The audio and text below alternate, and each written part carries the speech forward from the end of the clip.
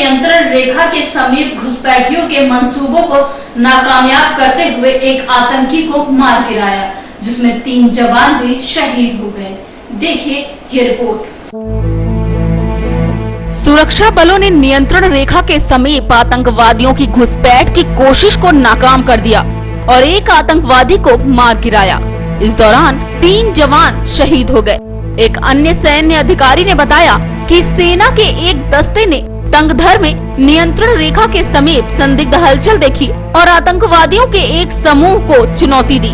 उन्होंने बताया कि दोनों तरफ से भारी गोलीबारी के बाद घुसपैठिए नियंत्रण रेखा के उस पार वापस जाने को मजबूर हो गए। हालांकि अंतिम खबर आने तक दोनों तरफ से गोलीबारी का सिलसिला जारी रहा। अधिकारी ने बताया कि इस अभियान में एक आतंकवादी मारा गया और 4 सैनिक घायल हुए, जिसमें से 3 की हालत गंभीर होने के चलते मौत हो गई और एक जवान की हालत अभी भी स्थिर है। इसके पहले आतंकवादियों ने यहां से 52 किलोमीटर की दूरी उत्तरी कश्मीर के बारामूला जिले के सोपोर में इकबाल बाजार के BSNL के एक फ्रेंचाइजी आउटलेट पर गोलीबारी की। पुलिस के एक अधिकारी ने बताया कि जाहिरा तौर पर यह हमला दूर संचार परिचालकों को लक्षित था, जिन्हें पहले भी धमकी दी जाती रही है। उन्होंने बताया कि गोलीबारी में BSNL फ्रेंचाइजी के 3 कर्मी घायल हो गए। घायलों को स्थानीय अस्पताल ले जाया गया, जहां डॉक्टरों ने उन्हें श्रीनगर के एक अस्पताल में रेफर कर दिया। घायलों में से एक मोहम्मद रफीक की श्रीनगर अस्पताल में मौत हो गई। रफीक कुपवाड़ा जिले के हंडवारा इलाके का रहने वाला था। अधिकारियों ने हालांकि इस बारे में कुछ नहीं कहा कि आतंकवादी दूर संचार से जुड़े प्रतिष्ठानों को क्यों निशाना बना रहे हैं, लेकिन सूत्रों के मुताबिक आतंकी सोपोर और इसके आसपास के इलाकों में मोबाइल ट्रांसमिशन टावरों से अपने संचार उपकरणों के चोरी हो जाने के कारण नाराज हैं। आतंकियों ने निजी और सरकारी कंपनियों के टावरों के ऊपर कथित रूप से अपने संचार उपकरण लगा रखे थे। ब्यूरो रिपोर्ट, आमने सामने न्यूज। देश के अनेक हिस्सों में तपती गर्मी का प्रकोप बना हुआ है और गर्मी के प्रकोप से अब तक 550 से अधिक लोगों के मारे जाने की खबर है। ऐसे में सुबह 11 से शाम 4 बजे तक लोगों को घरों में रहने की सलाह दी जा रही है। देश के अनेक हिस्सों में तपती गर्मी का प्रकोप बना है। अब तक 550 से अधिक लोग लू की चपेट में आकर अपनी जान तक गंवा चुके हैं। इनमें सबसे ज्यादा लोगों की मौत आंध्र प्रदेश और तेलंगाना में हुई है।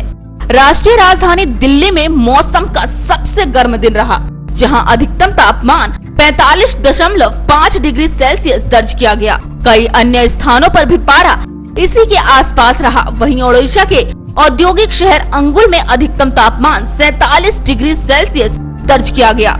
दिल्ली के पालम के वेशधाला में अधिकतम तापमान 46.4 डिग्री सेल्सियस मापा गया। तेलंगाना में लू के प्रकोप से 15 मई से अब तक 215 लोगों की जान जा चुकी है। वहीं जानकारी आपदा प्रबंधन के विशेष आयुक्त सादा भार्गवी ने दी। आंध्र प्रदेश में आपदा की विशेष आयुक्त तुलसी रानी ने बताया कि आज शाम लू से मरने वालों की संख्या 302 के पार गई है। प्रदेश के मौसम विभाग के बुलेटिन के अनुसार रामगुंडम, नलगोंड और खम्मम में तापमान 45 डिग्री सेल्सियस दर्ज किया गया। आंध्र प्रदेश के मुख्यमंत्री एन चंद्राबाबू नायडू ने राज्य प्रशासन को गर्मी से सुरक्षा के लिए पेयजल और छाछ के खुले शिविर लगाने को कहा।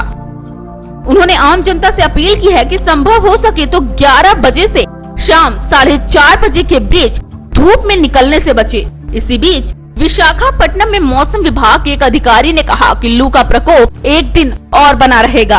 अगले दिन उत्तर तटीय आंध्र प्रदेश में हल्की बारिश होने की संभावना है। ओडिशा में गर्मी से अब तक 43 लोगों के मारे जाने की खबर है। हालांकि सरकार ने लू से केवल 4 लोगों के मारे जाने की ही पुष्टि की है, पर देखना ये है कि अभी मौसम की मार लोगों को कब तक झेलनी होगी।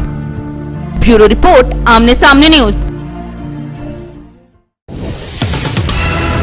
ये मामला है उत्तर प्रदेश के जिला हापुड़ का, जहां शिक्षकों से समाजवादी पेंशन, पोलियो आदि के कार्य करवाए जाते हैं, जिससे शिक्षकों में खासा रोष देखने को मिला और उन्होंने जमकर प्रदर्शन भी किया। कहते हैं शिक्षक भगवान से भी बढ़कर होता है। उसका काम अपने शिष्यों को ज्ञान देना होता है। पर आज समाजवादी पार्टी की सरकार में शिक्षकों से BLO, समाजवादी पेंशन, पोलियो जैसे कार्य करवाए जा रहे हैं।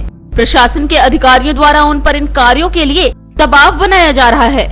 आखिर क्यों यूपी सरकार के मुख्यमंत्री ऐसे अधिकारियों पे लगाम कसने में बेबस नजर आ रहे हैं? क्या इन्हीं कामों के लिए करी जाती है शिक्षकों की भर्तियां? ताज़ा मामला उत्तर प्रदेश के जनपद हापुड़ का है, जहां सैकड़ों शिक्षक से इसी प्रकार के कार्य करवाए जाते हैं, जिसको देख शिक्षकों का गुस्सा फूट पड़ा और BSA कार्यालय पर जमकर धरना प्रदर्शन किया गया। साथ ही प्रशासन को चेतावनी देते हुए ये भी कहा गया कि अगर इसी प्रकार उनसे कार्य करवाए गए तो वो स्कूलों में ताला लगाकर धरने पर बैठ जाएंगे।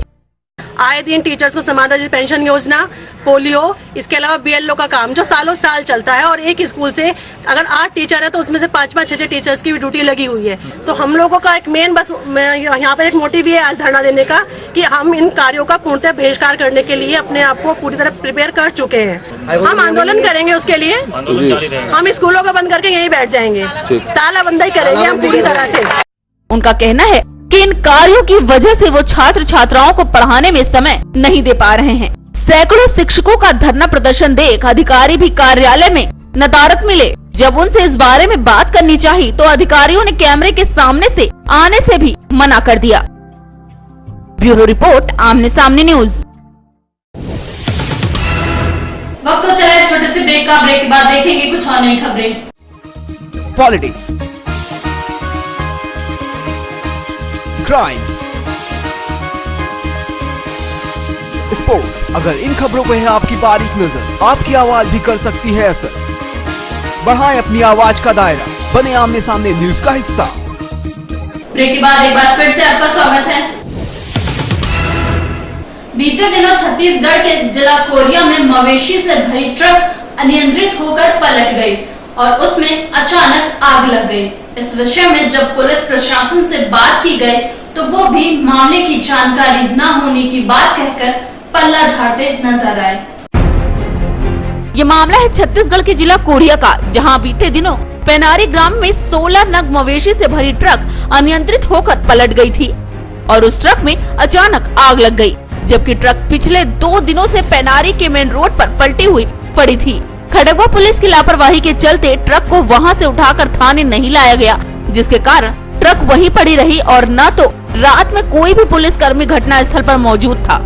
इसी का फायदा उठाकर अज्ञात लोगों ने ट्रक में लगे 2 चक्कों को पार करा दिया, साथ ही ट्रक को आग के हवाले भी कर डाला, जिससे ट्रक के मालिक को लाखों रुपए की क्षति पहुंची है। जब हमने पुलिस से इस विषय में जानकारी चाहिए तो उनका जवाब था कि वो इस विषय में कुछ नहीं जानते और इसकी जांच TI सर कर रहे हैं। किस सिपाही की ड्यूटी घटना स्थल में लगी थी, इस विषय में भी उन्हें कुछ नहीं पता था। रात में उसमें TI साहब थे, TI साहब ड्यूटी लगाए और नहीं लगाए इसके बारे में मेरी जानकारी नहीं है।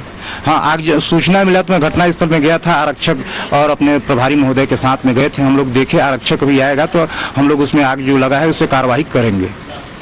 ट्रक में लगी आग पूरी तरह खड़गवा पुलिस की लापरवाही को दर्शा रही है। ब्यूरो रिपोर्ट, आमने सामने न्यूज।